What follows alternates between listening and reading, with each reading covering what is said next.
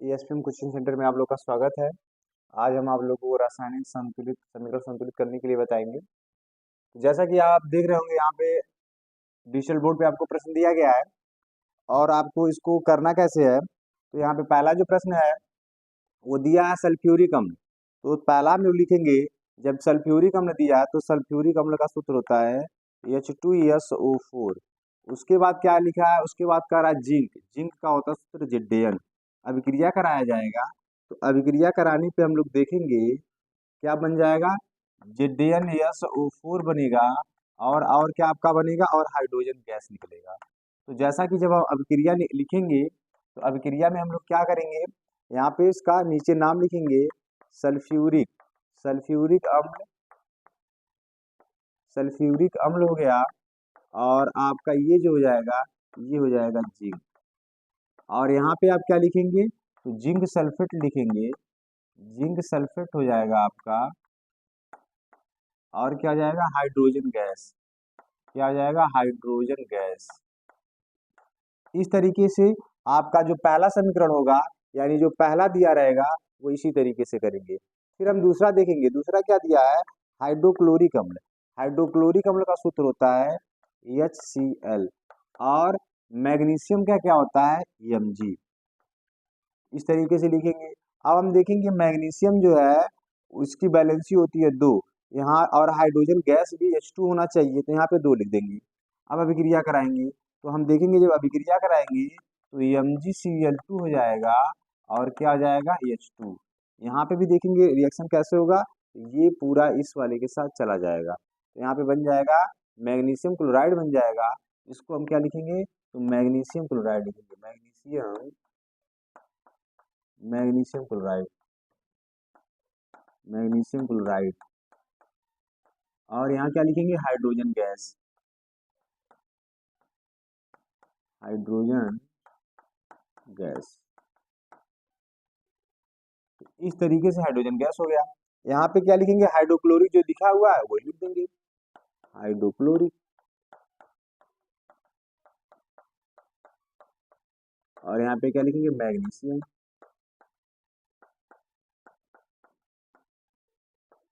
इस तरीके से आपको रासायनिक समीकरण को लिखना है। तो इस तरीके से दो आपके जो हैं, इस तरीके से दोनों आपका लिए। अब तीसरा और चौथा जो दिया है, यानी सी और डी दिया है, उसको हम कैसे करेंगे, उसको हम बता रहे हैं उसको कैसे करना है। सी वाले को देखेंगे, सी में क्या कहा, सी में फिर कहा सल्फ्यूरिक अम्ल। सल्फ्यूरिक अम्ल, तो यहाँ पे लिखेंगे H2SO4, और यहाँ पे क्या लिखा है, एल्युमिनियम Al। अब यहाँ पे एक चीज और ध्यान देंगे, यहाँ पे पहले जो लिखा है वो लिख लेते हैं, एल्युमिनियम। एल्युमिनियम हो गया, और यहाँ पे सल्फ्यूरिक अम्ल लिखा है, सल्फ्यूरिक अम्ल। सल्फ्यूरिक अम्ल। अब हम अभिक्रिया जब कराएंगे तो अब देखेंगे यहाँ पे क्या है, एल्युमिनियम की जो वैलेंसी होती है वो 3 होती है, तो 3 यहाँ पे ले लीजिए। और SO4 का कितना होता है, 2 होता है, यहाँ 2 ले लीजिए। अभिक्रिया करा दीजिए। तो जब अभिक्रिया कराएंगे तो यहाँ भी आपका क्या हो जाएगा, ये जो है ये यहाँ से इस तरीके से एल्युमिनियम SO4 बन जाएगा, यानी Al2SO4 जो होगा यहाँ पे कितना हो जाएगा, 3 हो जाएगा। और आपका क्या निकलेगा, यहाँ पे निकलेगा आपका 3H2, यानी हाइड्रोजन गैस निकलेगा, एल्युमिनियम सल्फेट बन जाएगा। फिर अगला हम देखते हैं, अगला जो है डी। डी वाले को देखते हैं, यानी डी कैसे करेंगे। हाइड्रोक्लोरिक अम्ल यहाँ पे लिखा है, ये Cl लिखिए। और क्या यहाँ पे दिया है, लोहा दिया है, तो ये Fe हो जाएगा। अब इसको जब हम रिएक्शन कराएंगे तो यहाँ पे देखेंगे Fe, यहाँ पे एल्युमिनियम है, तो यहाँ पे 2 लिखेंगे और यहाँ पे 3 लिख देंगे, सॉरी 6 लिखेंगे। और जब 6 लिखेंगे तो अभिक्रिया कराएंगे, तो यहाँ पे 2FeCl कितना जाएगा, 3 हो जाएगा। और यहाँ पे आप देख रहे हैं हाइड्रोजन कितना अच्छा है, तो 3 दूना 6। यानी इस तरीके से आप क्या कराएंगे, रासायनिक अभिक्रिया को कराएंगे।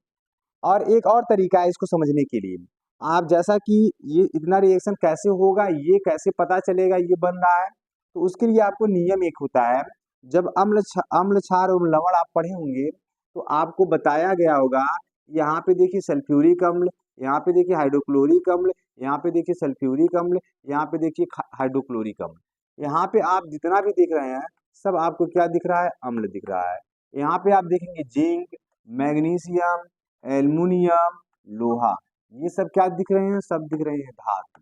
तो आपको बताया जाता है जब अम्ल धातु के साथ अभिक्रिया करता है तो क्या बनाता है, लवण बनाता है और क्या देता है, हाइड्रोजन गैस देता है। क्या देता है, हाइड्रोजन गैस देता है, हाइड्रोजन हाइड्रोजन गैस देता है। तो सबसे पहले आप इस रिएक्शन में अगर देखे होंगे तो ये भी आपका अम्ल है, ये भी अम्ल है, ये भी अम्ल है, ये अम्ल है। और यहाँ पे ये जो चारों आपको दिया गया है, चारों क्या है, वो धातु के रूप में है। इसलिए जब अम्ल और धातु जब आपको ये पता होना चाहिए, जब अभिक्रिया करते हैं तो आपको क्या देते हैं, लवण और हाइड्रोजन गैस। और जब हम आपको चारों रिएक्शन बताए हैं तो उन चारों रिएक्शनों में आपने क्या देखा है, चारों में आपने देखा कि हाइड्रोजन गैस निकल रहा है।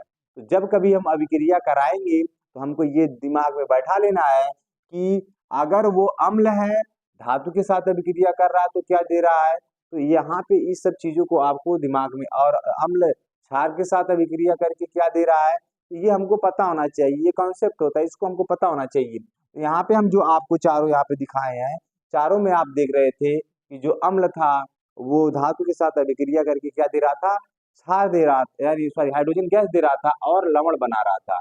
इस तरीके से जो रासायनिक अभिक्रिया थी ये आपको बताया गया है। और फिर अगले क्लासों में जब हम आपको आएंगे तो और सारे समीकरण को लेकर आएंगे जो बोर्ड के दृष्टिकोण से, बोर्ड के लिए इंपॉर्टेंट होते हैं, वो हम आपको फिर संतुलित करने के लिए भी बताएंगे और कैसे दिया रहेगा इस तरीके का तो हम कराएंगे। बस आज के लिए इतना ही।